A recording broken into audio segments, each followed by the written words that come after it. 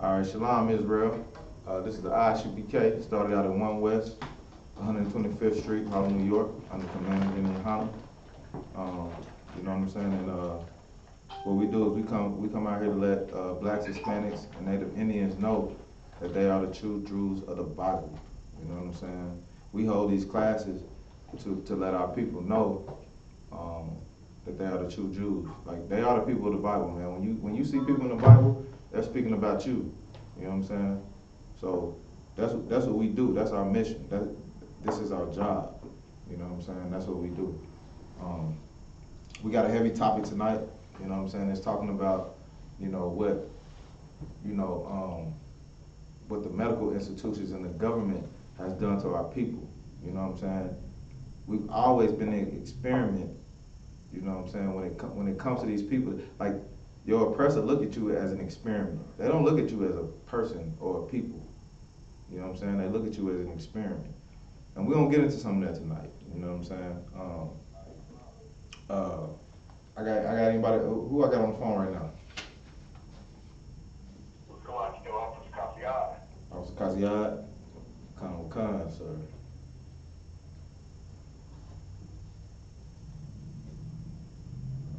Get you down. We got anybody else on the conference call?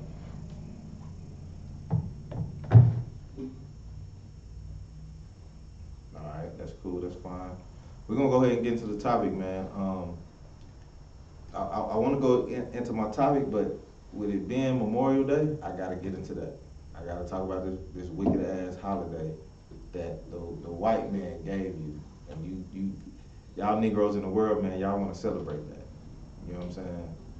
Y'all want to celebrate this wicked ass holiday. You know what I'm saying? Salakia. Somebody give me Zephaniah 2:1. Anybody on the conference call, give me Zephaniah 2:1. Fine. All right, read when you got it out.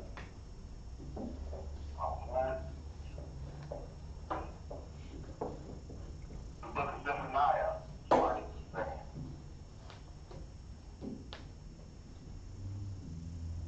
The book of Zephaniah, chapter 2, verse 1. Gather yourselves together, yea, gather together, O nation not divided.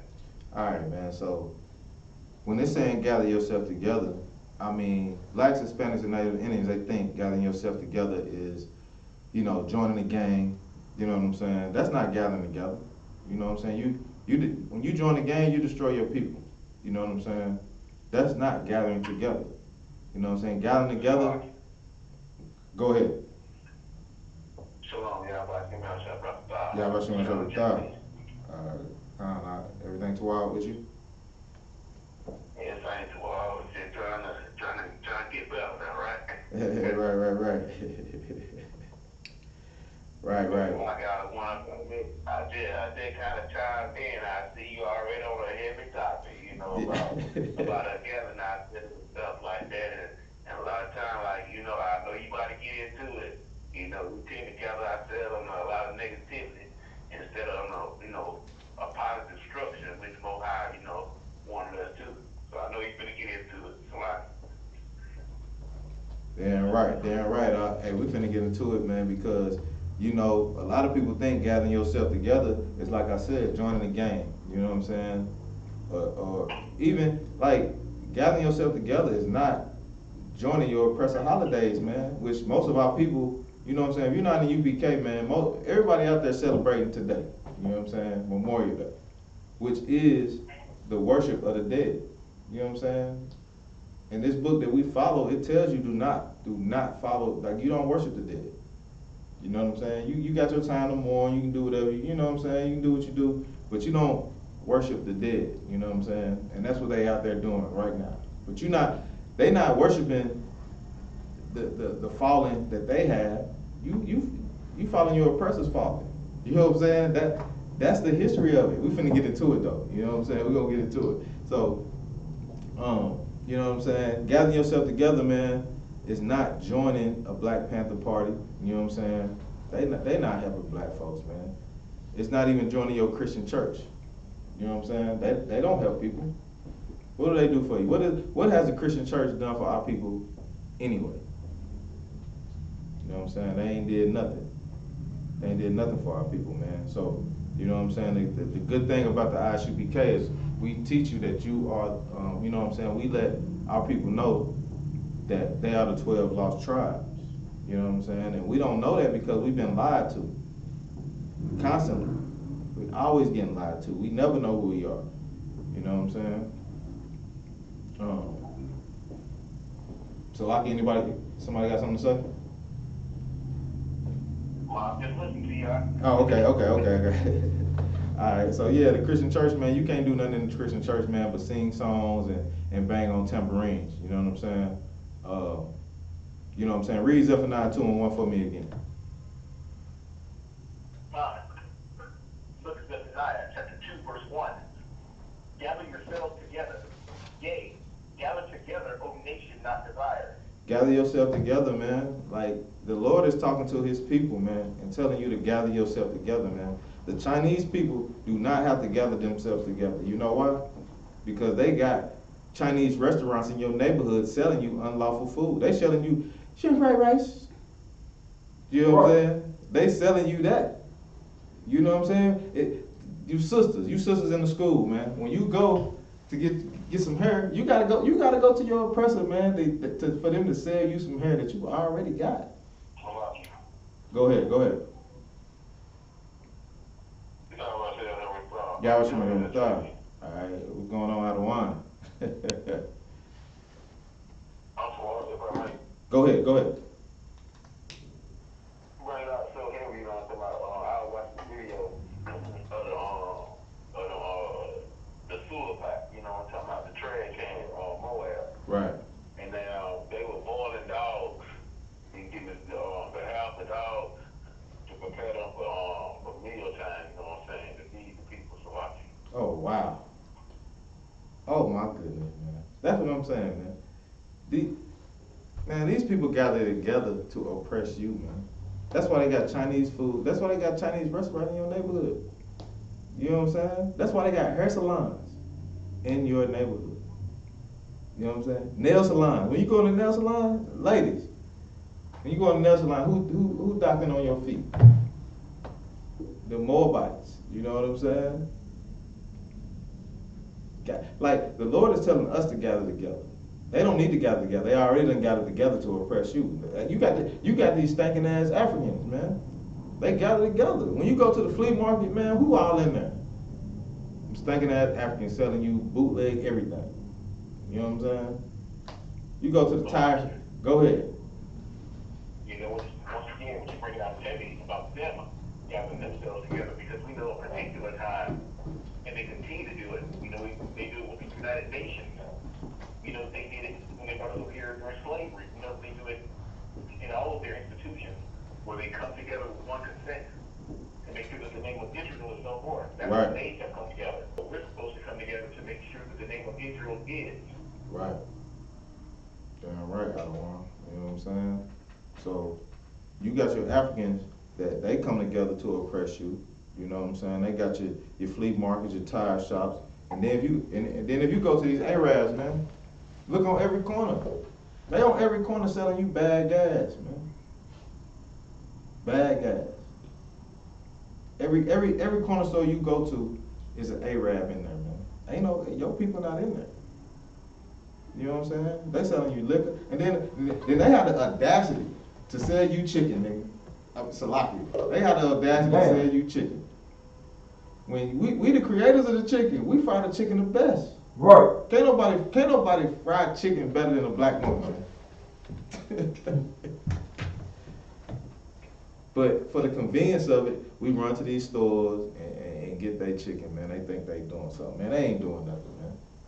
You know what I'm saying? Go ahead. You know, once again, to add some context to what you're saying, if you didn't already have it, what you're bringing out about them, of course, gathering themselves together, and when you go to the different stores, seeing people of other nations in our neighborhoods, there's a precept for that in Deuteronomy 28:43, if I could. Go ahead. The book of Deuteronomy, chapter 28, verse 43. The stranger that is within thee shall get up above thee very high, and thou shalt come down very low. Damn right, that's heavy right there, because that's what we are right now as a people. Like, we are very low. You know what I'm saying? And we look up at our oppressors, and they're very high. And we live our life trying to climb that ladder, man. Like, we trying to climb that ladder to get where they at. But Negro, you can't never do that, man. You don't control your life, the Lord does. You know what I'm saying? So stop trying to be them and be you. You know what I'm saying? Like, do not follow your oppressors, but we're gonna get into that. Like that scripture you broke out right there, I don't want, like, that's going right into my topic, man. You know what I'm saying? And you know, our oppressors already, shit, your oppressor, man, the devil that the Bible speaks of. That's you know what I'm right. saying? Your oppressor, man, he done already came together and put your black blood in slavery. You know what I'm saying? You still in slavery. You know what I'm saying? Go ahead. Yeah, so hey, what you're bringing out of one, especially about this Memorial Day, and us, celebrating, BS and stuff that we did, and we don't supposed to be celebrating stuff like that and honoring, kind of make you wonder right now how many foolish Negroes went right up to Stone Mountain, Right. To celebrate Memorial Day. And when all the Confederates that carved into that mountain, 86, Right. about 80 Negroes. They got the grills and stuff fired up, and got the fort going, and Right. Exactly. So I mean, I could go off the. So when you niggas putting these pork hot dogs on the grill, man, don't forget about slavery. You know what I'm saying? Go and put that pork hot dog on the grill, man. You forgot about slavery though? You forgot about what your oppressor done to you while you celebrating his holiday? You know what I'm saying? Like, go ahead. I'm gonna cut it out a little bit after this. What Kashawn just brought out was so heavy because the Negroes and we stop and think about what we're doing, especially this so-called conscious community, because it's supposed to be so woke. How is it that you can go to a place that being said, look, this mountain in itself with these statues carved in it, all Confederate. This place in itself is where wars have been fought, where they hunt many of us, kill many of us. So to go there and celebrate Memorial Day, what goes back to the Civil War, which once again, that's not for us. To go there and celebrate and cook out, I'm sad for my people because they have no idea that they're celebrating the death of our people, that they're celebrating the lives of their oppressor and the death of ours. It's absolutely insane.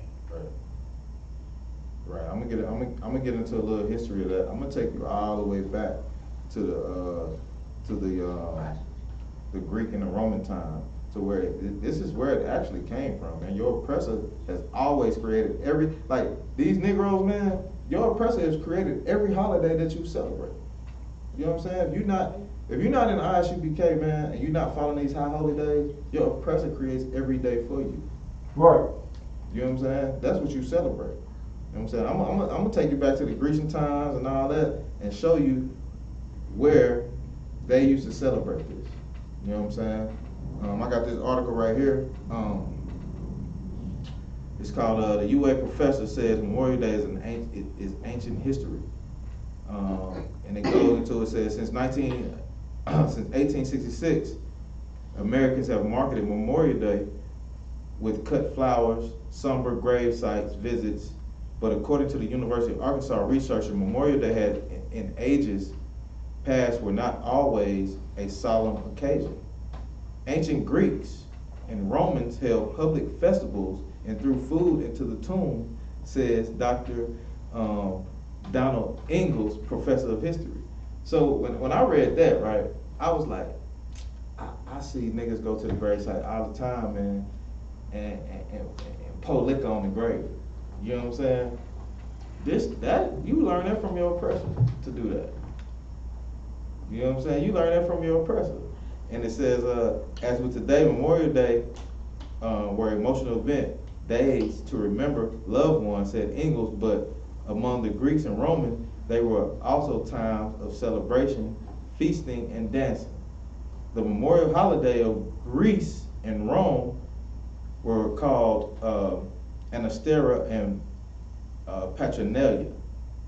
Every year, Anastasia Greek families would adorn their loved one graves with flowers, just as American families do today. Yeah. You know what I'm saying? This been going on. So this holiday that you celebrate, man, you've been doing it. I mean, they've been doing it for time. You know what I'm saying? Let me keep going this article. But rather than decorating gravesite as a social practice of respect, the remembrance, the Greek offered flowers to please their ancestors' spirits.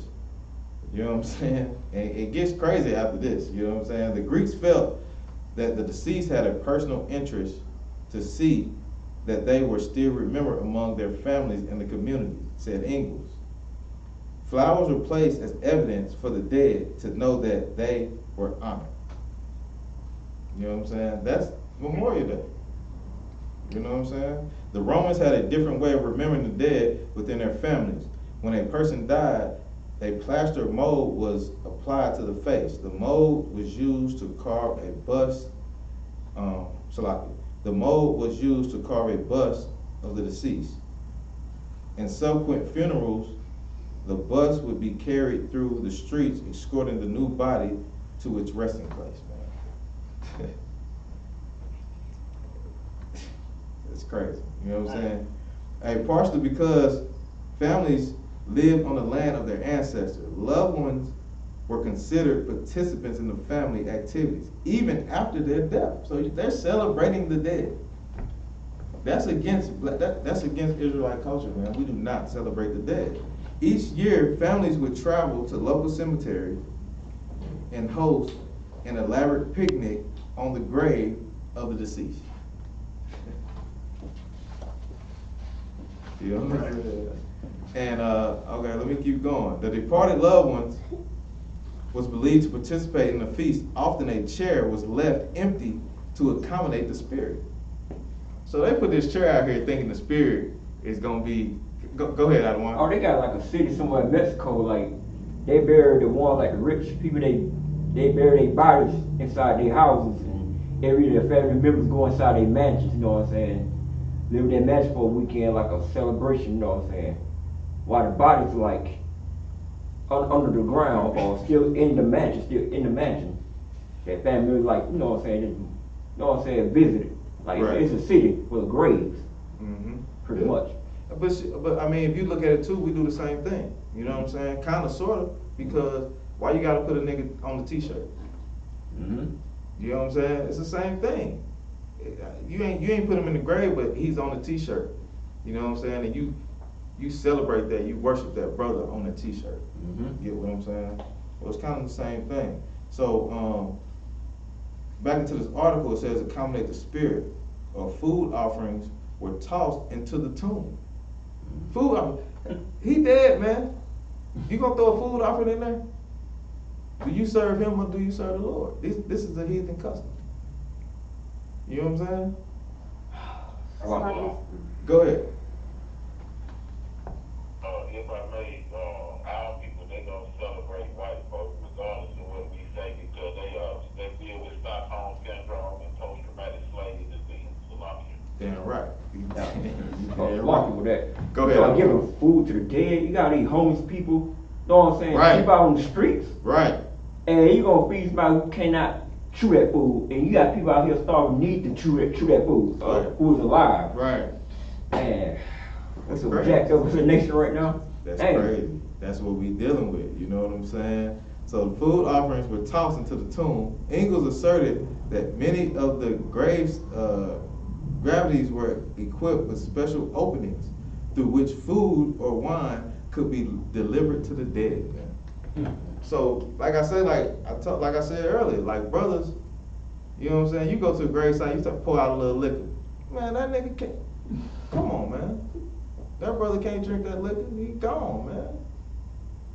You know what I'm saying? Go ahead. You know, what you're bringing out is so true and heavy. And if you go to the book of Psalms, chapter 115 and 17, if I could. Go ahead. In the book of Psalms, it says, the dead praise not the Lord. And the dead go down into silence. So the dead can do nothing. They can't hear, they can't speak. So when we're going and we're doing that, they can't hear us, they can't speak back to us. Right. So they can't praise the Lord, but what can we do? We can praise the Lord. Right. We can speak because we are the living. So it's something that Jeremiah said in one of his classes. He said, here, we don't put the shirts of the dead on our we put the shirt, we wear the shirts of the living. Right. Damn right. And I hate, like, you hear people in the world, they be like, give him his flowers right now. For one, that sound kind of gay to me. You know what I'm saying? Give him his flowers. Nigga, don't give me no flowers, nigga. I don't want your flowers. Don't give me that. You know what I'm saying? Just appreciate me. I don't want your flowers. Salaki. Go ahead. I did that one kind of funny, but I was trying to y'all had drunk out, you know.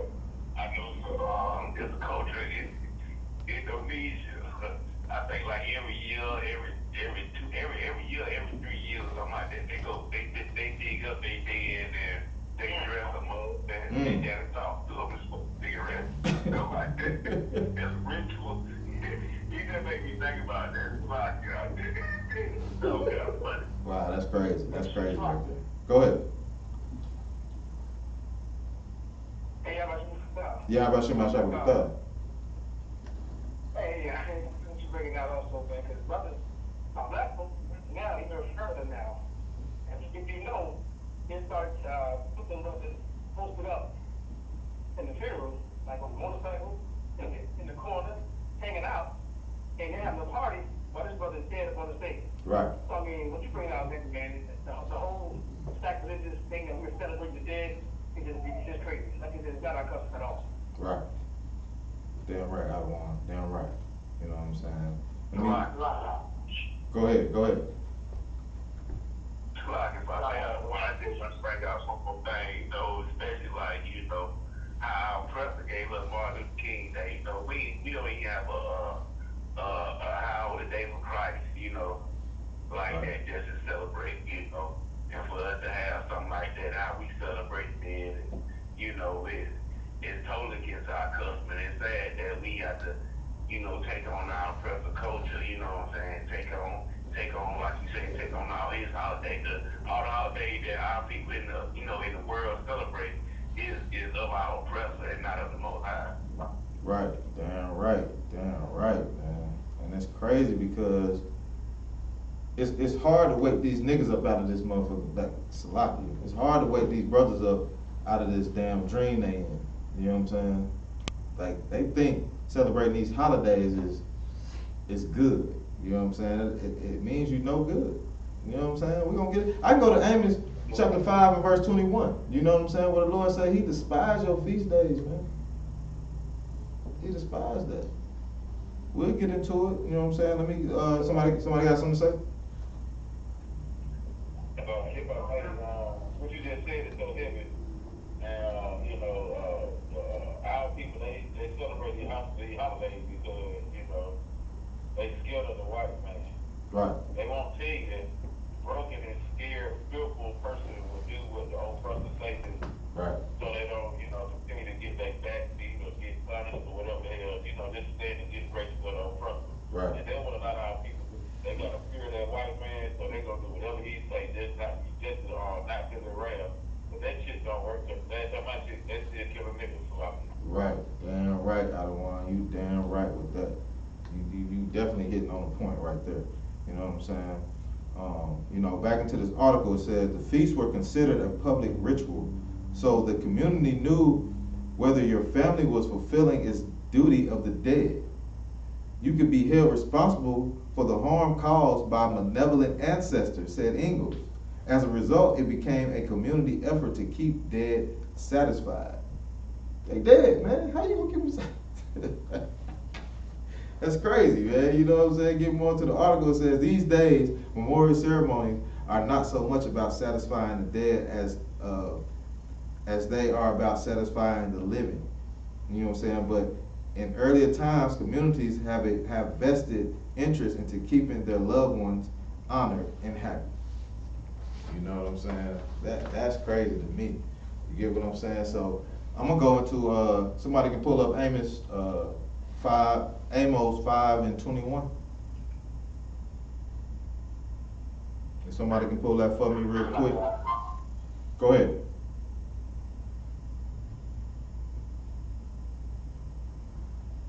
So Lockie, somebody got something to say?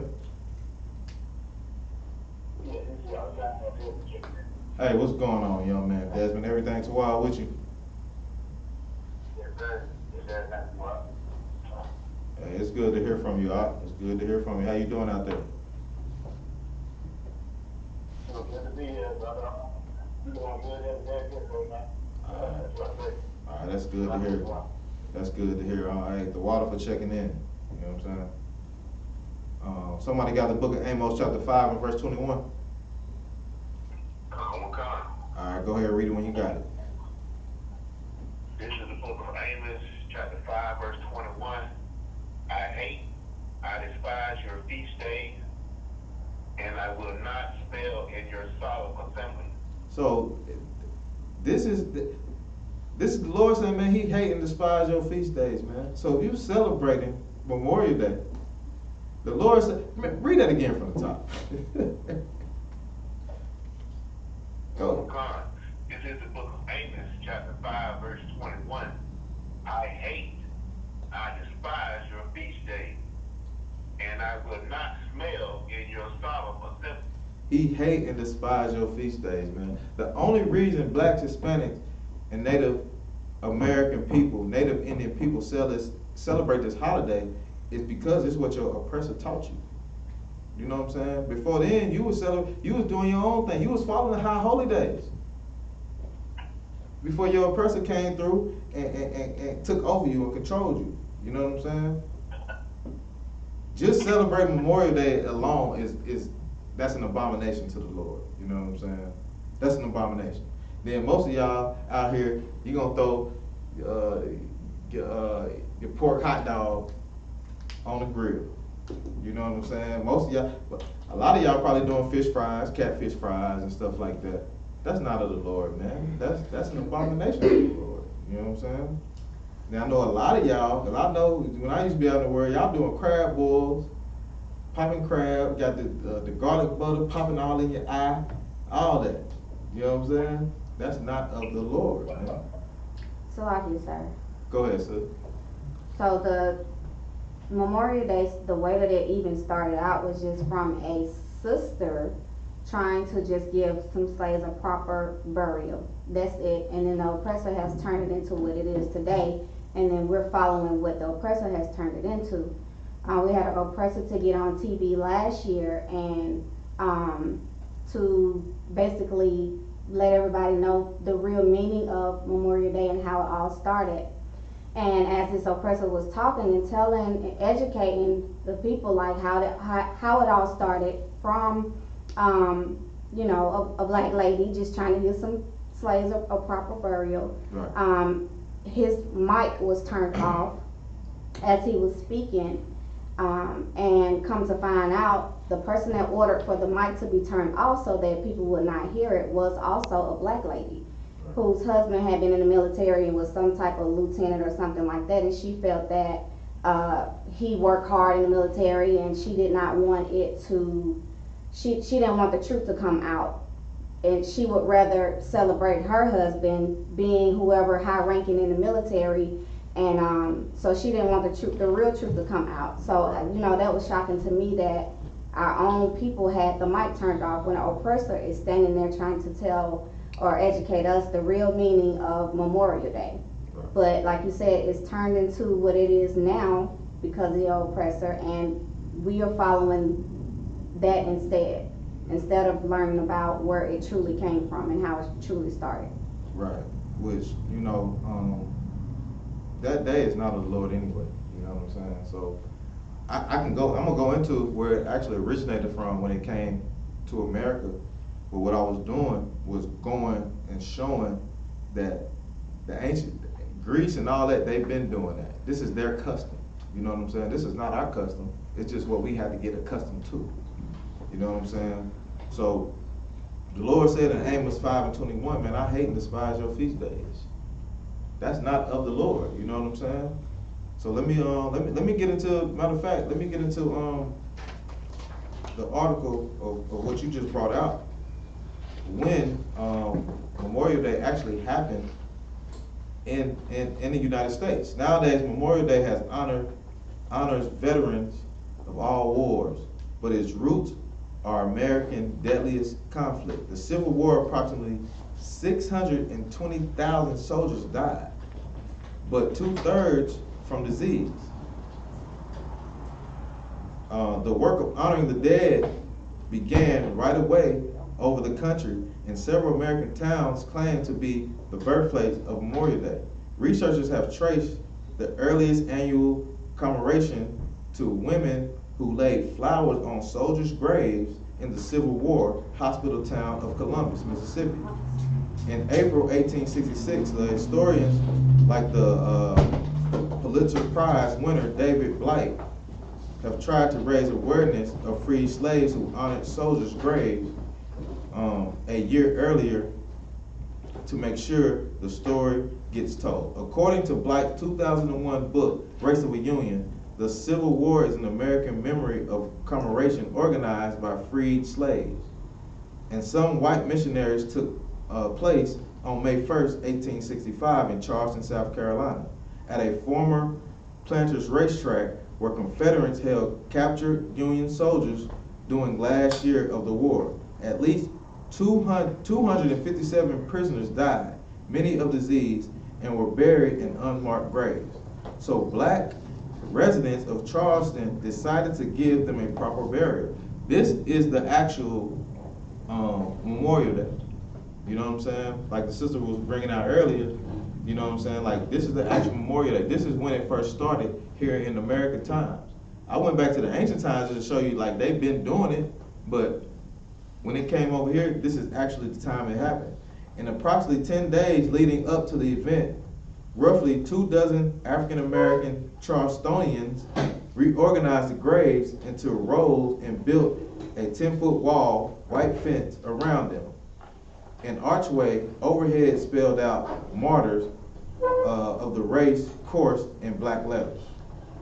About 10,000 black residents participated in the May 1st tribute. According to coverage back then, the Charleston Daily Courier and the New York Tribune, starting at 9 a.m., about 3,000 black school children paraded around the racetrack, holding roses, singing the Union song, John Brown's Body, and were followed by adults representing aid societies for free black men and women.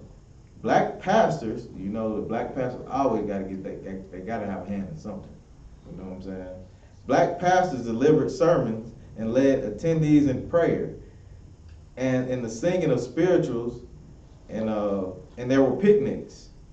You know what I'm saying? The director of Freedmen Education in the region organized about 300 speeches by Union officers, missionaries, and black ministers. Participating sang patriotic songs like America and We'll Rally Around the Flag and the Star Spangled Banner. In the afternoon, there were white and black Union regiments marched around the graves and staged a drill. You know what I'm saying? So this was the actual first Memorial Day. You know what I'm saying? But the oppressor took that and made it his own day. He moved the day. I think the day was like May 1st, but the oppressor took it and made it May 30th, which is today. You know what I'm saying? Which most of our people out in the world is out here celebrating that. You know what I'm saying?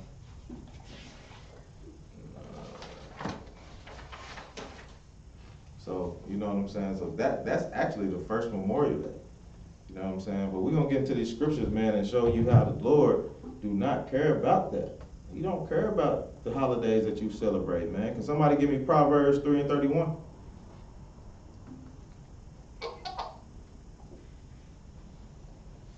Who got that? Read it when you got it.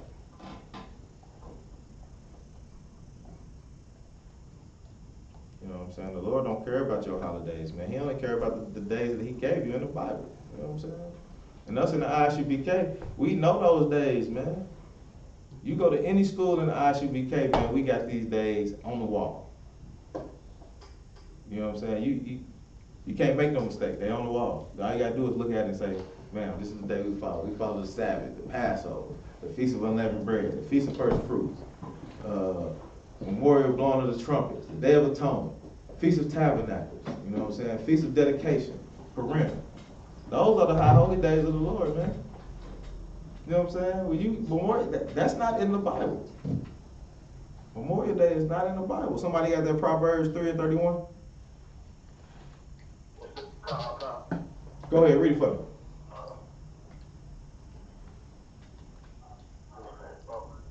Surely God is scorned, but he giveth grace unto the lowly. Give me Proverbs 3:31. 31, okay. Envy thou not the oppressor. Envy thou not the oppressor, man. That was heavy what you just said. Envy thou not the oppressor. Envy now not the oppressor, man. Do not follow the oppressor. Do not follow what he do. You know what I'm saying? Read that again from the top, man. That's heavy what you're saying. Read that again. Envy thou not the oppressor, and choose none of his ways. Don't choose none of his ways, man. Don't choose his ways. It means you no good, man. Don't choose none of his. This is what the Lord is saying to you. It ain't me. I'm just coming out the Bible with it. You know what I'm saying? Don't choose none of his ways. Don't try to be like him. It's not profitable. You know what I'm saying? It's not profitable at all. You know what I'm saying? Somebody give me 1 John 2:15. You know what I'm saying? And we're going to go into it more with the Lord telling you, like, man, stay away from your oppressor. You know what I'm saying? Don't deal with him. You know what I'm saying? Who got that? Fine, I got you. You got it? Read it when you got it. The book of 1 John, chapter 2, verse 15. Love not the world. Love the things that are in the world. Love not the world, these are the things in the world, man. If you celebrating these pagan customs, love not the world, these are the things in it. Keep going. If any man love the world, the love of the Father is not in him. Man, if you love the world, man, you don't love the Lord. You know what I'm saying? If you love Christmas, if you love Easter, if you love Memorial Day, and I know you niggas, you Negroes, ready to love Juneteenth. You Negroes is not free, man. Like, go ahead. Go ahead. If you love everybody. Right. Right, go ahead. Go get down. Go get down. Get down. These niggas gonna celebrate for a whole month, Pride Month.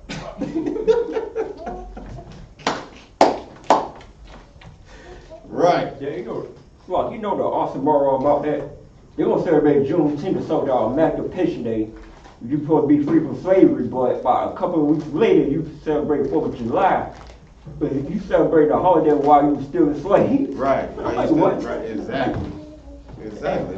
That's how simple Negroes in the world is, man. Until you come into the I.S.U.P.K, man, and get a real understanding.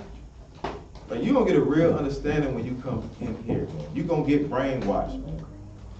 Your brain is gonna be washed from all the filth that you've been taking on your whole life. Whatever your mama told you was wrong. Whatever your grandma told you was wrong.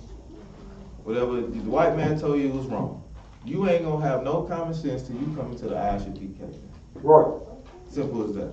Read that again from the top, whoever got it. 1 John 2:15.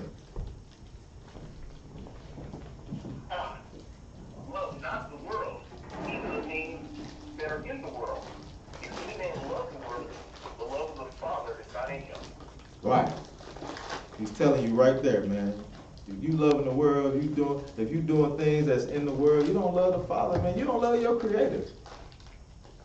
You know what I'm saying? You don't love your Creator, man. Give me John 9:31. And I stole this from Officer Kaziah because I heard him bring it out a few days ago. I had to snatch it from you. You know what I'm saying? But that, we're gonna call it Brotherhood. We're gonna call it Brotherhood. Give me John chapter 9 and 31. The book of John, chapter 9, verse 31. Now we know that God hears not sinners. Okay, hold on now. So, Christian church, listen up real close. Because this is for you. Because you think, you know what I'm saying? You think you can sin and everything is all right. You know what I'm saying? Go ahead, read that again from the top. That's heavy. God, the book of John, chapter 9, verse 31. Now we know that God hears not sinners.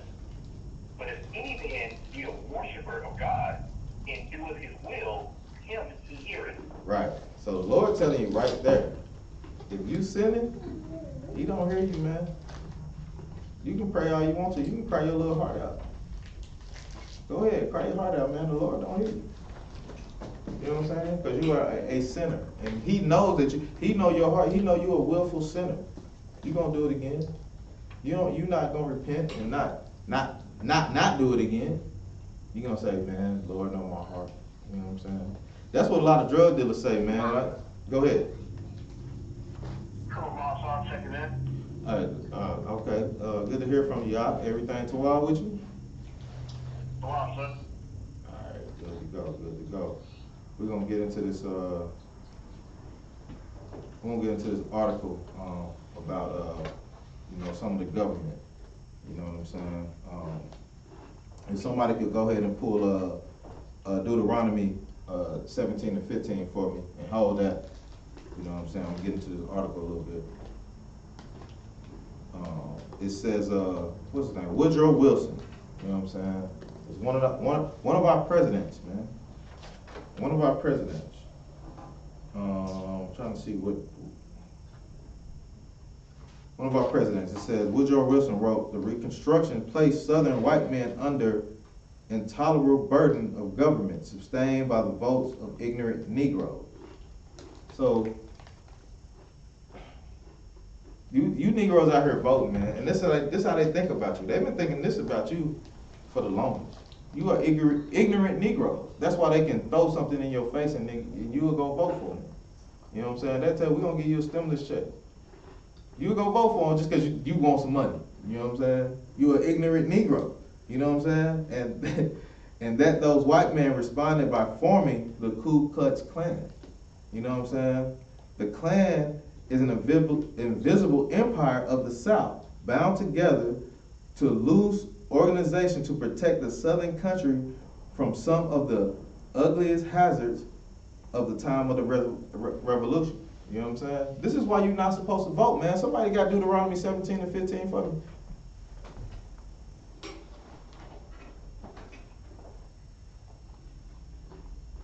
Anybody on the conference call got it? Go ahead and read it for me. Whoever got it, read it for me. Deuteronomy 17 and 15. Thou shalt in any wise set him king over thee. Go ahead. The Lord thy God shall choose. Right. So the Lord is telling you, man, you don't go vote for your oppressor, man. You go vote for your oppressor, man, and what he do? He go start the Ku Klux Klan on you. You know what I'm saying? Don't vote for your oppressor.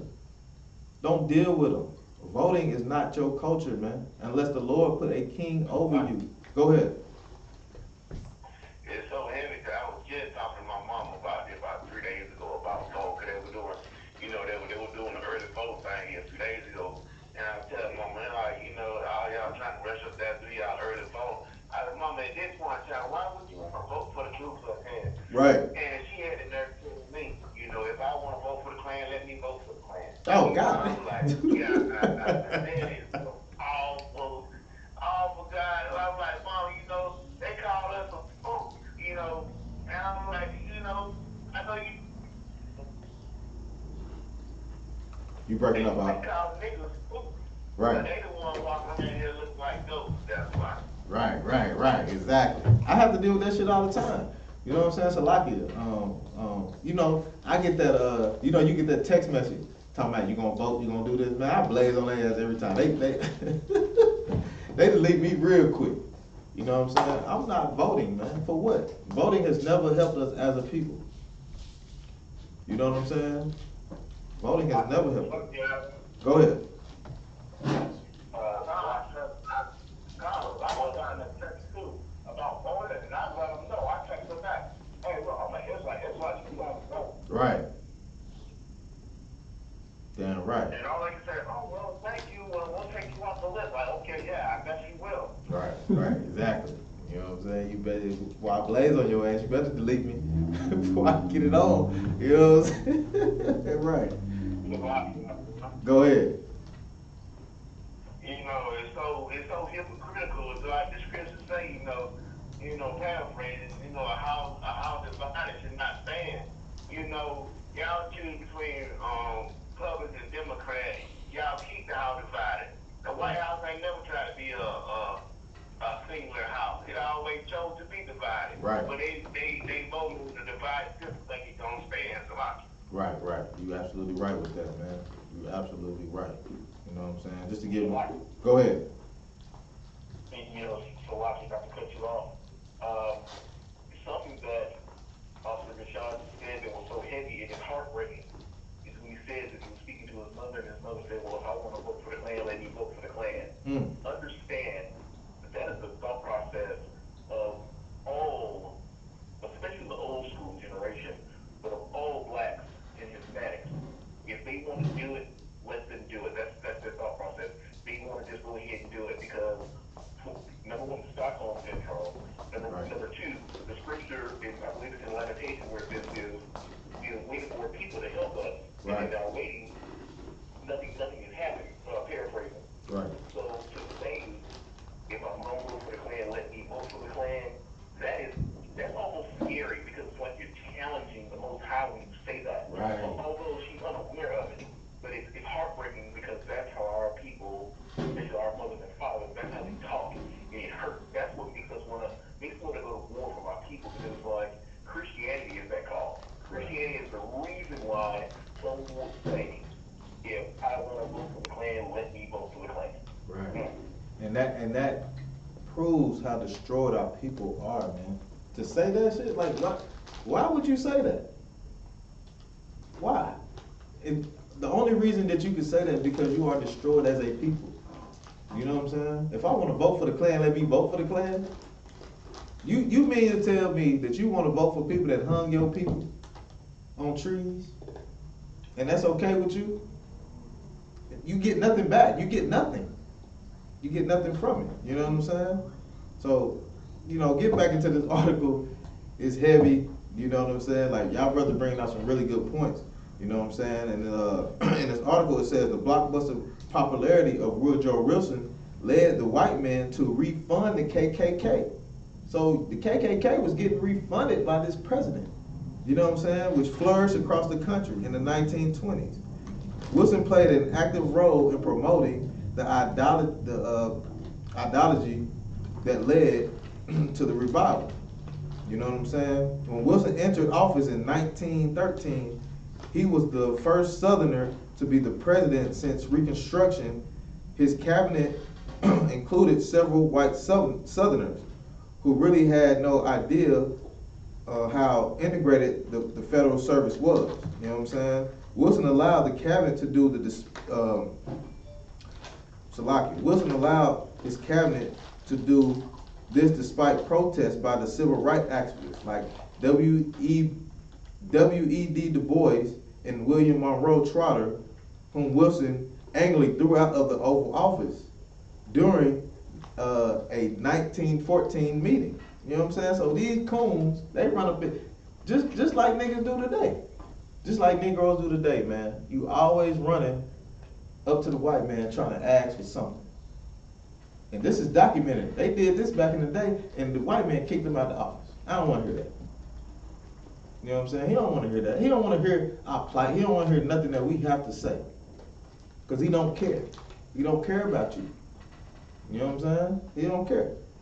And then it says, during Wilson's presidency, he allowed his cabinet to segregate the treasury the Post Office, the Bureau of Engraving and Printing, the Navy, the interior of the Marine Hospital, the War Department, and the government printing office. This meant creating separate offices, lunchrooms, bathrooms, and other facilities for white and black workers. It also meant dismissing black supervisors, cut off black employees, accessing to promotions and better paying jobs, and reserving their job for white people. Okay, like, damn Martin Luther King, man. Bro, Damn him. This how these people felt then. And y'all still want to integrate with them? You know what I'm saying? Can somebody give me Deuteronomy 28 and 43? You know what I'm saying? Y'all still want to integrate with these people, man. They don't give a damn about, they never have. Ain't no good white person. They're all evil. You know what I'm saying? They're all evil. Who got that verse for me?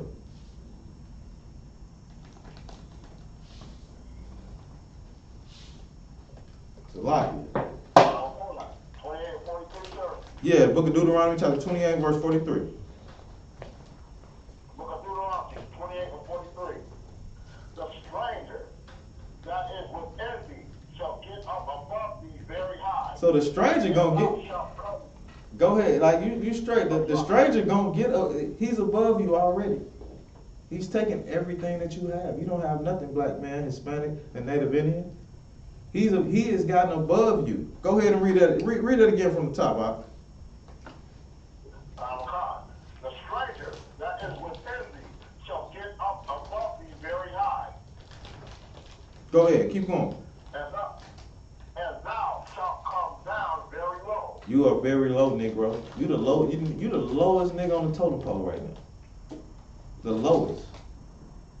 And you sitting there looking up these white folks, they up very high. Go ahead, go into verse 44. Verse 44. He shall lend to thee. He shall lend to thee. Not lend to him. He shall lend to thee. He give you stimulus check. He give you motherfucker salaki. He give you what's that? Food stamps. He lend to you. He give you everything you want. To keep you low, he give you everything he wants. Go ahead and read that again from 44.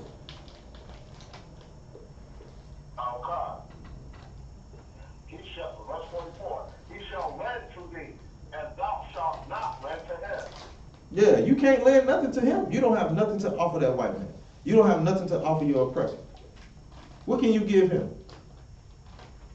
Nothing. But you know what he wants from you? He wants your work. He wants your ass out in that sun working hard for him. That's the only thing you can give him, because you can't give him nothing else. You can't. He over you. He know that. You can't give him nothing. All you can give him is your slavery, your back, your hard-earned back. You know what I'm saying? Go ahead and keep reading.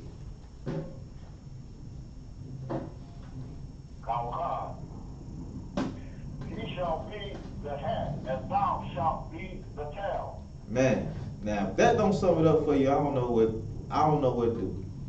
You know what I'm saying? Your oppressor is the head of you. You are the tail. He's the head. You know what I'm saying? You are the ass. You look like an ass every time you go in there and you try to please that white man. You are the tail. You are the ass of the white man. You know what I'm saying? Now that's super heavy. That's heavy. You know what I'm saying? Right there. You know what I'm saying? Read that again for me.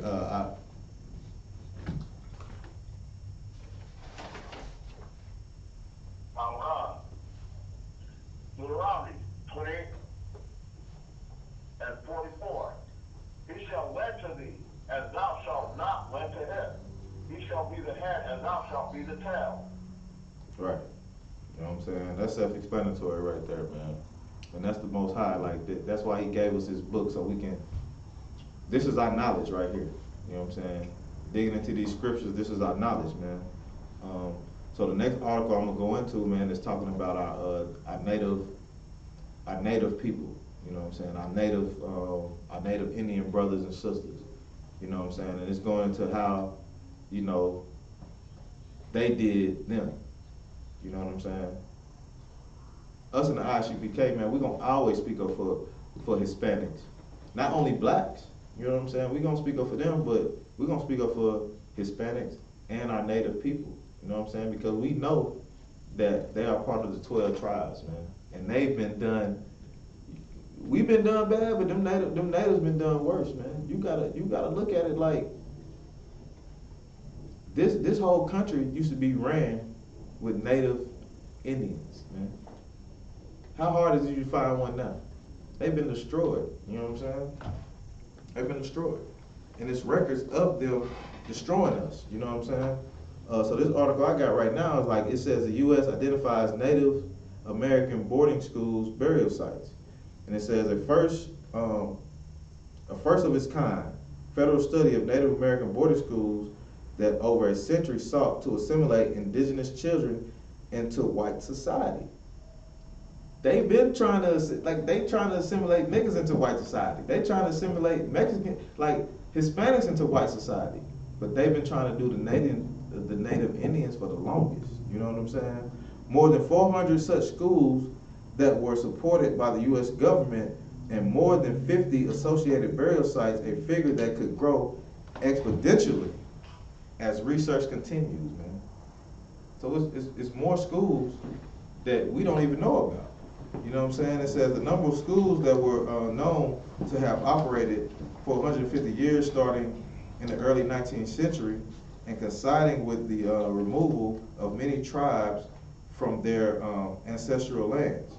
The dark history of the boarding schools where children were taken from their families, prohibited from speaking their native language, and often abused. Man, what does that remind you of?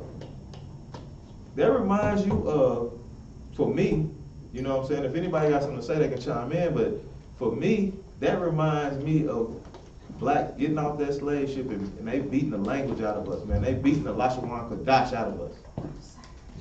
You know what I'm saying? They did the same thing to our native brothers and sisters, man. The same exact thing. Where children were taken from their families, prohibited from speaking their native language, and often abused, has been felt deeply across the country, although generations of families. Many children never return home, man. They doing the same thing to our brothers and sisters down there on the border, man. Like, they breaking families up. They're not gonna see their daddy no more. They're not gonna see their mommy no more. They're breaking our families up, man. This is what they do. Go ahead. You know, to go back to what you just said a second ago about beating the I.S.U.P.K out of them.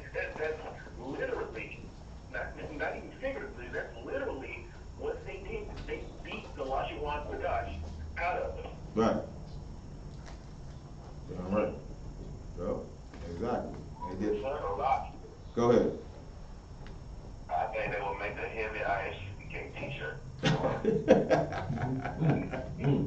Right, I agree with you. I agree with you on that one. You know what I'm saying? Hey, but I mean, it's crazy. It's heavy, man. How they, how they did us. You know what I'm saying? And for brothers to be out there thinking that there's a one good white person, no, there's not. There's not. You know what I'm saying? So I look at it like this, and I think I heard General Hyman say this. You know what I'm saying? If you got priests and prophets on the earth now, you get what I'm saying? The people that, you know what I'm saying, like the slave owners and all that, these people are back on the earth too. You know what I'm saying? And that's what we war against. That's what we warn against, man. Like, the priests and prophets are here, but the same people that used to do us wrong are back on this earth too. Ain't no good goddamn white people out there, man. The white man is goddamn devil, the Bible speaks of. That's right. Right. Damn devil, man. Swamp yourself. Go ahead. Right, because that's like, because it was like, what you guys said about they beat our language out of us, because even now, that was, every job that I had was working with a lot of Hispanic, Mexican, Ishikar brothers and sisters. It was like, you even heard from my own Israelite brothers say, man, they need to learn to speak English. Like, this is America. Like, even just out in the street going to the grocery store, like, this is America.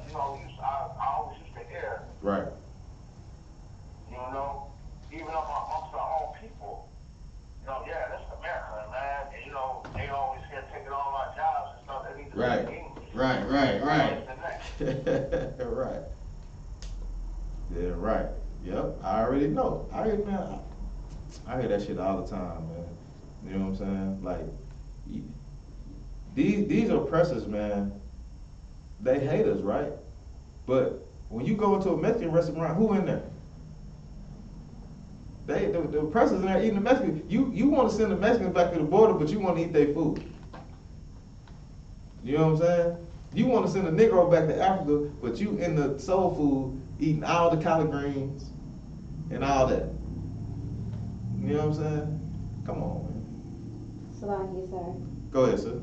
They can't wait till Cinco de Mayo come. Right. Because, you know, everybody getting off work and going out to the bars and everything. And when I was in the medical field and the drug reps would bring us food or whatever, they always wanted Mexican. Always wanted Mexican. They eat it more than they do. Right. But they want to send a nigga back across the border. Right. Come on. And call them, you know, wetbacks and spanks or whatever, but pay under the table to do things for them, but you know that they're not good enough for anything else. When an oppressor wants something to get done, the first thing they go do is pull up to Home Depot because they know the Mexicans out there looking for work. You know what I'm saying? Them brothers out there looking for work, but they know where to pull up to when they need some help. But you want to send them back. You want to send them back to Mexico. You don't want to let them cross the border, man. Come on, man. Come on, man. This next article I'm gonna go into, Salaki, is myths about physical racial differences. You know what I'm saying? And like this, what I'm going into is heavy because I didn't know this. You know what I'm saying? You kind of got an idea of what it is, but it's man, they've been hating us for a long time. Let me get into this article, man. It said the medical experiment went on until his body was disfigured by a network of scars. John Brown, an enslaved man of Baldwin County, Georgia, plantation in the 1820s and 30s, and lent a physician, Dr. Thomas Hamilton, who was obsessed with proving that physiological differences between black and white people existed. Hamilton used Brown to try to determine how black skin went, believing it was thicker than white skin. We know that already. You know what I'm saying? Yes, our skin is thicker than yours. You are a pale white person. You can't stay in the sun, but it's more in this article. Over centuries, the two most persistent psychological myths that black people were impervious to pain and had weak lungs and could be strengthened through hard work. So they justifying slavery right here. You know what I'm saying? He got weak lungs, man. They need to work harder. That don't even make no sense, man. A British doctor, Benjamin Moseley, claimed that black people could bear surgical operations much more than white people, noting that what would be the cause of insupportable pain to a white man, a Negro would almost disregard. To drive home his point, he added, I have amputated, oh my goodness. He said, I have amputated the legs of many Negroes who have held the upper part of the limbs themselves. So you cut a Negro leg off and you sitting here watching him hold himself up, man. Imagine that. This is an experiment. This is an experiment on our people, man. The misconception about pain tolerance seized upon by pro-slavery advocates also allowed the physician J. Marion Sims, long celebrated a father of modern gynecology. Now you ladies listen up to this right here now. You know what I'm saying? Brothers, we done been through it. But y'all women, they've done some disgusting things to y'all, man. You know what I'm saying? To use a black woman as a subject in experiments that would be unconsolable today, practicing painful operations at the time before anesthesia was even in use on enslaved women in Montgomery, Alabama between 1845 and 1849. In his autobiography, The Story of My Life, Sims described the agony the women suffered as he cut their genitals again and again in an attempt to perfect a surgical technique to repair vaginal fistula, which can be an extreme complication of childbirth. Man, they were doing our women so wrong. And this is not being brought out on top of slavery. This is after that. You know what I'm saying? So I can. Go ahead. So in what you bringing out right now, you know, a lot of people don't realize, you know, a lot of it went on down here in Georgia, man. It was I don't know, a lot of people may not read that book, Dr. Jekyll and Hyde. You know, you think it's really fiction, but you know, he really real. You know what I'm saying? He was real. It was a Dr. Jekyll, and they named the island after him, called Jekyll Island. It's in southern Georgia. Right. And man, he did a lot of wicked medical experiments on black women, Right. and the men and stuff like that. He had his wife. I've been looking for that book off and on for over 20 years. I ain't been able to find it yet, but he's real. She did a diary. She had a diary of all wicked medical experiments and torture methods and stuff that he was doing to, you know, black men and women and stuff like that. Man, and they made a book out of it, but you know, I've been even having a hard time trying to find the title of it. You know, you kind of, you know, you make me think about that. You know, I'm gonna get back on that, try to do some research, some modern day research. Right. You know, trying to see can I, you know, come across that book, man, that diary. But you know, yeah, they did a lot of wicked stuff. You know, Georgia did a lot of medical practice. There was Mercer, there was Mercer University. They did a lot of stuff like that. You know, they just kind of heavy what you're bringing out right now. So Right. You damn sure right, and it's more to this story, man. Like, I don't think black people, if they really understood the wickedness the white man has done to us, man, you would hate them. We hate them for their crime. We don't hate you for the color of your skin. I hate you for your crime you've done to my people. You know what I'm saying? That's what I hate you for. You know what I'm saying? I'm gonna get more into it, and what I'm gonna bring out is hitting on exactly what you were saying. Can somebody grab me Deuteronomy 28:32? Just hold it for me. You know what I'm saying? It says, Thomas Jefferson, which was one of our presidents, in his notes of the state of Virginia, published around the same time as Mosley Treese, listed what he proposed were the real distinctions which nature has made, including a lack of lung capacity in the years that followed. Physicians and scientists embraced Jefferson's unproven theories, none more aggressively than Samuel Cartwright, a physician and professor of disease of the Negro. So this white man is telling us the disease of a Negro. He think he know the disease of a Negro, man. You know what I'm saying? And this is so crazy. When I was reading this, I'm like, man, how in the heck? Let me keep going. You know what I'm saying? The disease of the Negro. At the University of Louisiana, now Tulane University, his widely circulated paper report, The Disease and Physical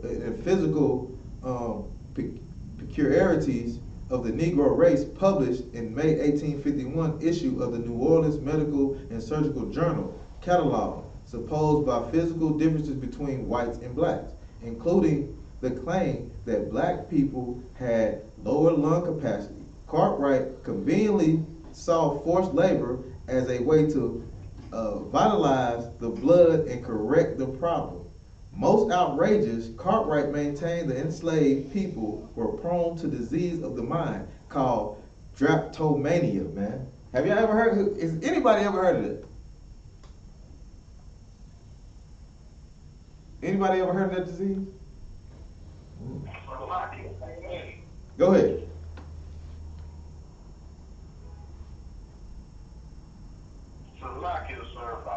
Go ahead. Yeah, these devils come up with, it's about me, you know, they come up with all types of different names and stuff that they make up, like kleptomania and, you know what I mean, and, you know, they say you're lazy. Right. That's a disease. Right, I'm gonna get into that. Right, you're absolutely right. So drapetomania, the disease was, this is what the disease was. It was called drapetomania, which caused them to run away from their enslavers. That was a disease to them. Cause nigga, cause we want to get away from slavery. That was the disease, right? You know what I'm saying? To run away from that slavery, willingly ignoring the inhumane conditions that drove this desperate men and women to attempt escape. You know what I'm saying? He insisted without irony that enslaved people contracted this ailment when their enslavers treated them as equals. What? And he prescribed whipping the devil out of them as a preventative measure. Somebody give me Deuteronomy 28:32, man.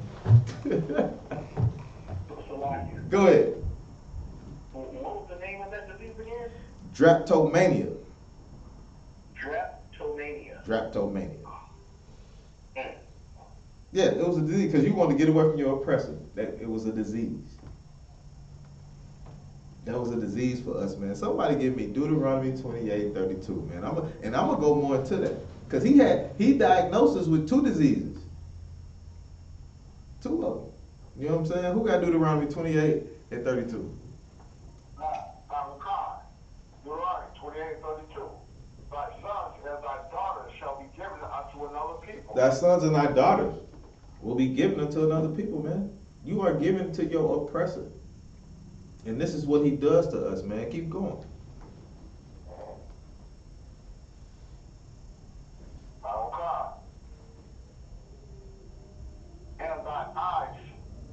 And thine eyes shall look and fell with longing for them all day long. All the day long. So you see your people getting done wrong, man.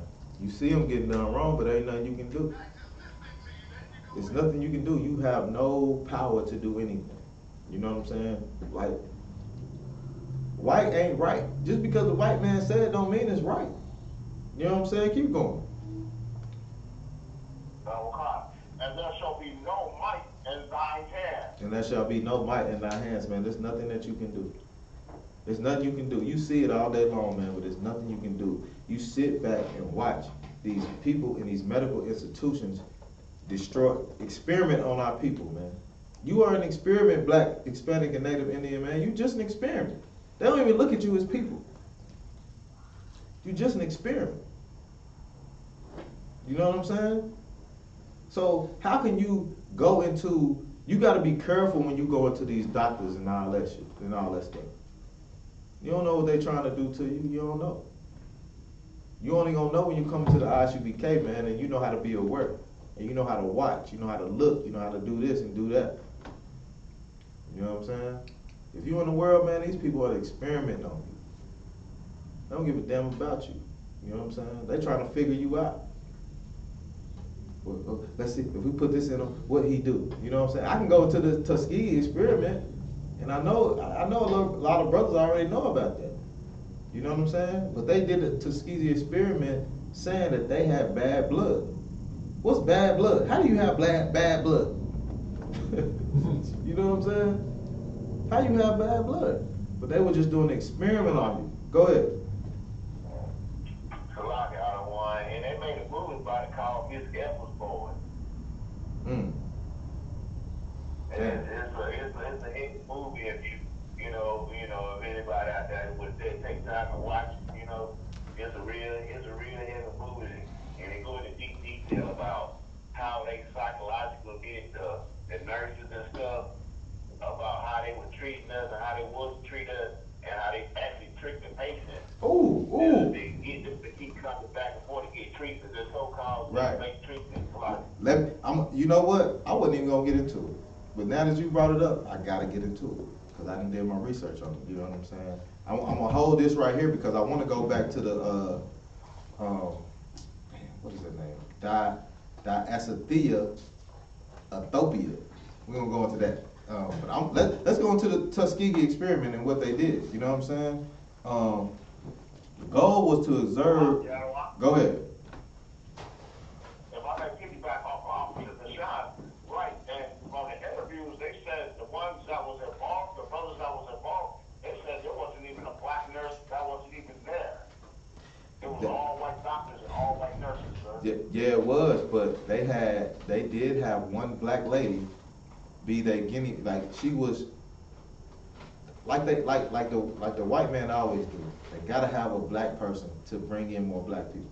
I'm gonna bring it out in this article. You know what I'm saying? I'm gonna show you, and I'm gonna tell you the lady name.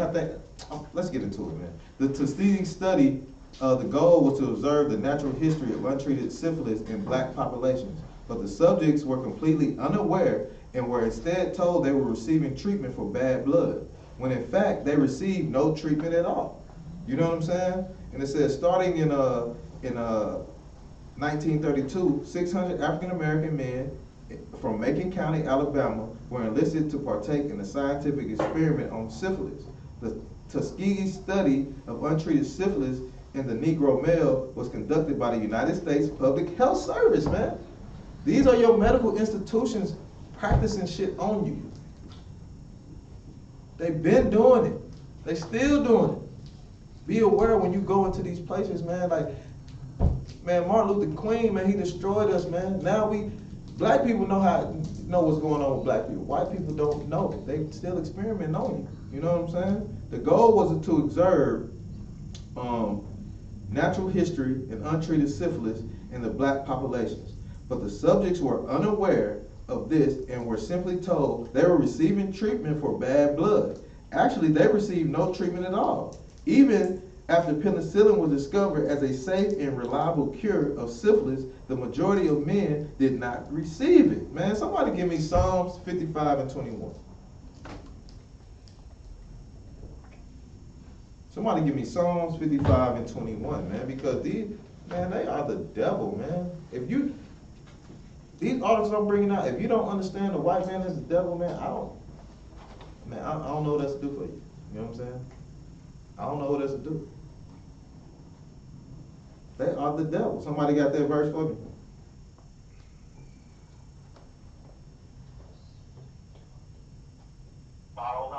Go ahead and read it. Psalms 55 and 21. The words of his mouth were smoother than butter. Right. The words of his mouth were smoother than butter, man. Yeah, y'all come.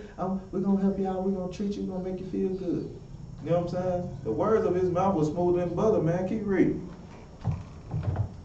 But war was in his heart. Well, war was in his heart, man. War. You are at war against your enemy, man. The oppressor is your enemy. He's always at war with you. But you think every white man is good. You dumb Negro. You stupid. If you think a white man cares about you, you lost. I mean, I don't know. I'm trying to put it the best way that I can. You know what I'm saying? You lost. You got something off in the posh?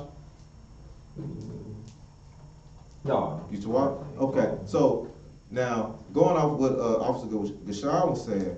Okay. Let me get into this real quick. It says in 1933, researchers decided to continue the study long term. They recruited 200 control patients who did not have syphilis, simply switching them to the syphilis positive group. If at any time they develop it, they also began giving patients ineffective medicines. You know what I'm saying? And it says as time progressed, however, patients began to stop attending the appointments. So just like Judites do, they be like, man, hey, this ain't helping. I heal myself. Like, I ain't going to the doctor. So this is what they did to make them keep coming. And this is where you said it was a bunch of white people, but this is where the black lady came in at. It says to greater incentivize them to remain part of the study, that USPHS hired a nurse named Eunice Rivers. So me being me, you know what I'm saying, I had to go do research on Eunice Rivers. And Eunice Rivers was an African American nurse who worked in the state of Alabama. She is best known for her work as a coordinator of the Tuskegee syphilis experiment from 1932 to 1970. This is a black woman. They set her up to do their dirty work. You know what I'm saying? They set her up to do her dirty work. So this is what she used to do. She used to drive them to and from their appointments, provide them with hot meals, and deliver their medicines. Service is especially valuable to subjects during the Great Depression. In an effort to ensure the autopsies of their test subjects, the researchers began to cover the patient's funeral expenses, man. It's crazy. Yes, sir. Go ahead. So when you watch the movie Miss Evers, boys, she's supposed, they just changed her name. Right. And for the movie. Right. Exactly. But they had a black woman doing the dirty work. You know what I'm saying?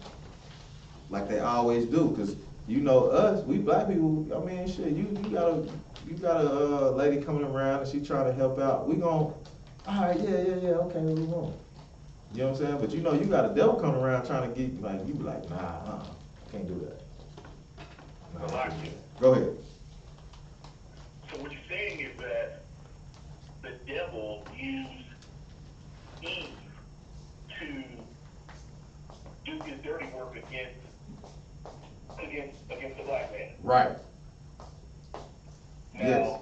number one, I did not know that he had used Eve in that. Number one, but that's heavy because that goes over with that guy and Eve. Right. Exactly. Exactly. They use the woman to do their dirty work. You know what I'm saying? That's what they do. You know what I'm saying? So that shit, it's crazy out of one. You know what I'm saying? Like I said, when I be doing this research, I go down a rabbit hole. You know what I'm saying? Because one thing pop up, boom, we go to another one. You know what I'm saying? So we're gonna go into drapetomania. You know what I'm saying? Going back to the article that I was in, it says drapetomania was supposed a mental illness that in 1851 American physician Samuel A. Cartwright hypothesized as the cause of enslaved Africans fleeing captivity. Slave life was so pleasant. Do you hear this? Do you hear this, oppressor? Do you hear this, oppressor, man? Slave life was so pleasant.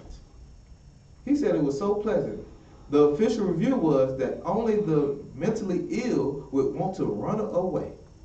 And actually, the desire for freedom is a natural human impulse. Cartwright specifically cited the tendency to flee plantations that held subjects in slavery in evidence for why would slaves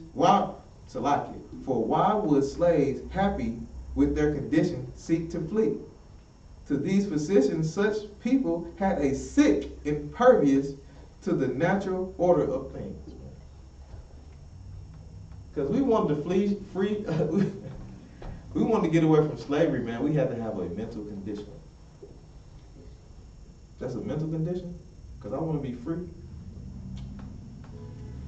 Man, that's drapetomania, man. And then it says, Cartwright described the disorder, which he said was unknown to the medical authorities, although his diagnostic symptom and the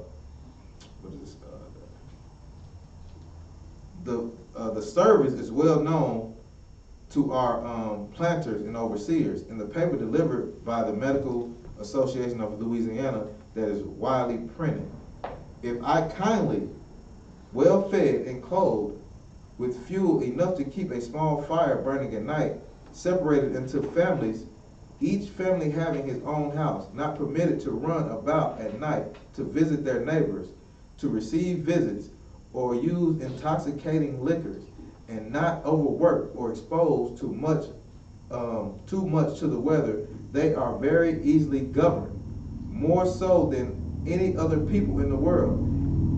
If anyone or more of them at any time are inclined to raise their heads to a level with their master or overseers, humanity and their own good requires that they should be punished until they fall into a submissive state, which was intended for them to occupy.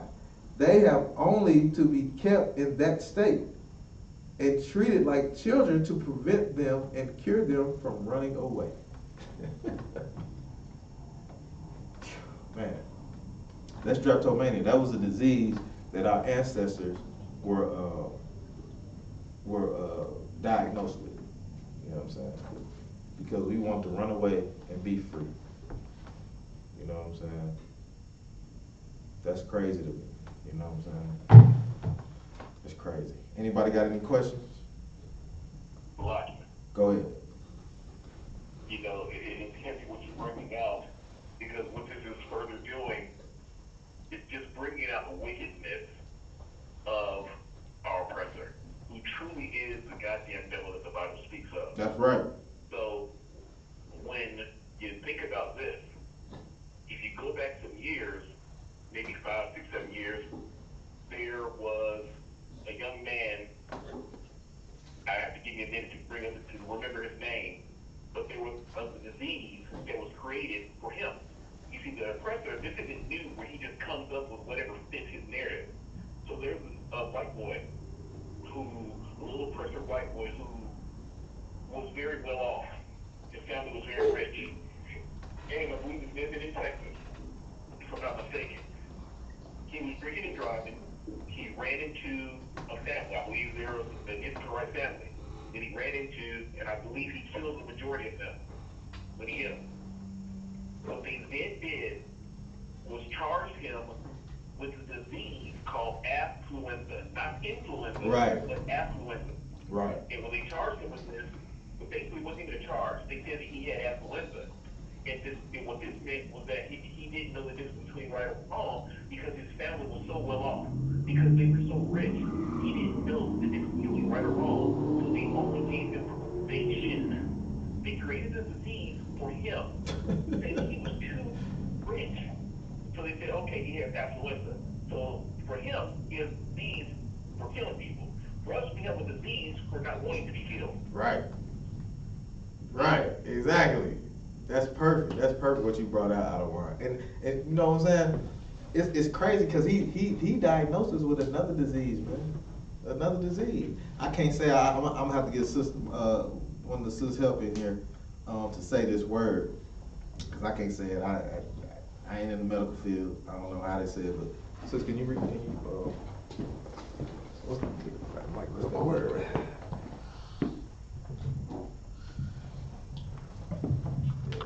Let her read it off, and then I'll read the.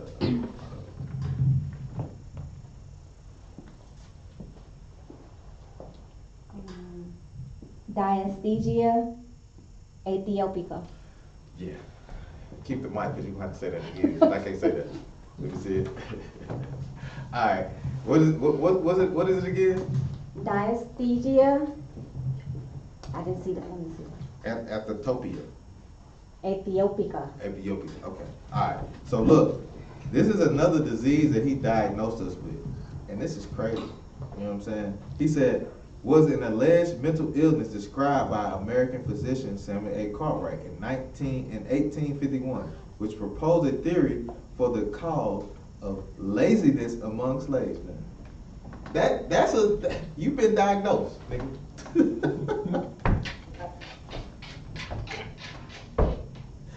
You've been diagnosed with lazy. If you ain't never understood why you were so lazy, you've been diagnosed already. Say it again, sir. Diaesthesia Ethiopica. Yeah. So let me go into it. And he has a cure for it. Hold on. Let me get into the cure for it. I know what time is it. I know I'm going a little. All right. Okay. I'm going a little long. Found exclusively among African Americans. Say that word again. Diaesthesia Ethiopica. Right. Called and characterized by partial insensitivity of the skin, as to be like a person half asleep. Cartwright felt that, what's the word? Diaesthesia Ethiopica. Alright, was easily curable if treated on sound psychological principles. Insensitivity of the skin was a symptom of the disease, so the skin should be stimulated. So you know what he did? Y'all wanna know what he did? I'm gonna tell you anyway, even if you don't know. I'm gonna tell you. The best means to stimulate the skin is first to have a patient well washed with warm water. So he gonna wash you with warm water first. You know what I'm saying? Then, warm water and soap. Then to anoint all over the oil and to slap the oil with a broad leather strap. Then to put the patient to some hard kind of work in the sunshine. That's how to get you out your laziness, nigga. You know what I'm saying? He wanna rub oil all over your body and put you out in the damn sun. That was to stimulate your skin, because he said you didn't have no sensitivity in your skin. That's crazy. That is crazy. You know what I'm saying? Yeah. Same thing I said. I got a lot more to bring out, you know what I'm saying? It's 9 o'clock, you know what I'm saying? I'm gonna wrap it up.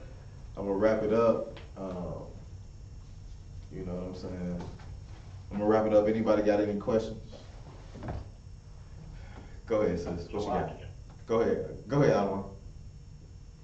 You want to say there's a heavy topic that you brought out. A lot of information that I didn't know that further will add to my arsenal of why the white man is the devil. That's right. Damn right. Like, hey, for people listening in and checking in, if you don't know the white man is the devil by now, hey man, we try to save you. We try to do the best we can. You know what I'm saying? Go ahead, Christian. You got a question? Nothing. All right. Anybody else got anything?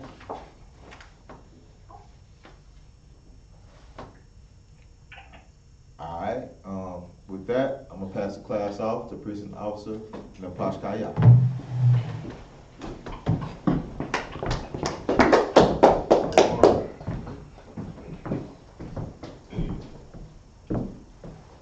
These are I.S.U.P.K security announcements. We are the I.S.U.P.K start out 1 West 125th Street, Harlem, New York. Rule for a new brother and sister. When a new brother and sister come to the school, they are off limit for 6 months. They are here to be saluted only. They are here to set themselves of the world. If they need transportation, the teacher will arrange it.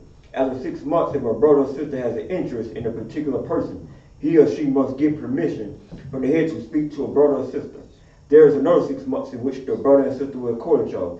After this 6 month period, the brother and sister will get permission from the head to marry. Tithes, which is a commandment in the book of Numbers, chapter 18, verse 21, and the book of Malachi, chapter 3, verse 8 through 10. My Ishra, that means 10 in Hebrew. 10% of every penny of any increase the Lord gives you. Give to the treasury department of teacher, priest fund. Free or offer for priest not mandatory. Whatsoever might you like to give. The next holy convocation, the memorial of the blowing of the trumpets. It will be December 25th, Sunday, sundown. Remind Akim and Awakian to check the bulletin board in the hallway. If any brother wants to be a trooper in the school, start wearing a black boots, shirt, pant, headband, and a scarf. And make sure you Google this address every time you head to the school. The school is Israelite School of Universal Practical Knowledge, and the address is 3353 Glenville Road, Decatur, Georgia. With that, give one curse salute to teacher, Mini Israel, a mighty. Give one curse salute to teacher, Mini Israel, a mighty Sabbat, a mighty rock. Yahweh Shem Yahshua Thumb. Yahweh Shem Yahshua Thumb. While I said to you, Lashua Kadash, may the Most High, in the name of Christ, bless you. Yat Yum the top, me hands down. Sister saying, sorry, return. Give one curse salute to sisters in the building. If y'all ready. Men of Israel. Mighty. Almighty Sabbat. Almighty. Rock. Yahweh Shamar Elathon by Shem Yahushua. Yahweh Shamar Elathon by Shem Yahushua. While you said to the sisters, in the Lashon Kadash, may the Most High watch over you in the name of Christ. Yah in the top, we hands down classes.